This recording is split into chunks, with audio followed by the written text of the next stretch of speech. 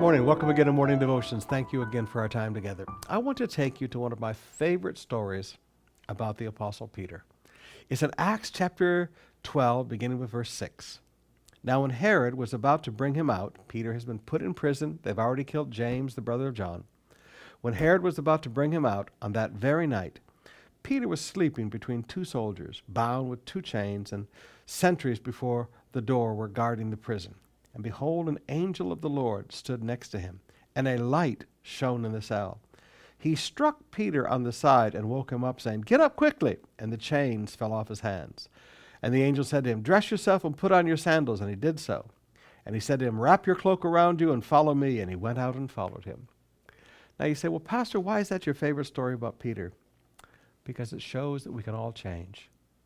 Let me say that again. It shows we can all change and grow. Peter cried out in the boat, "Lord, don't you care if we drown?" Jesus was sound asleep in the ship. Peter and the others were afraid of the storm. Now here's Peter in prison just a few years later, not that long, maybe a year and a half later, and he's spiritually grown. And now one of the other apostles has just been killed, and it pleased the Jews, so Herod's going to do it again. So now he brings Peter in. And just before he brings him out to kill him, Peter's sound asleep. He is so sound asleep that when the angel came in and stood beside him, it didn't wake him up. He's so sound asleep that when the light shined, it did not wake him up. He's so sound asleep, the angel had to strike his side. "Come on, wake up." He's so sound asleep. He learned the rest of faith. Now, brothers and sisters, we all go through things in life where we're afraid of things. And we say things that we wish later we hadn't said.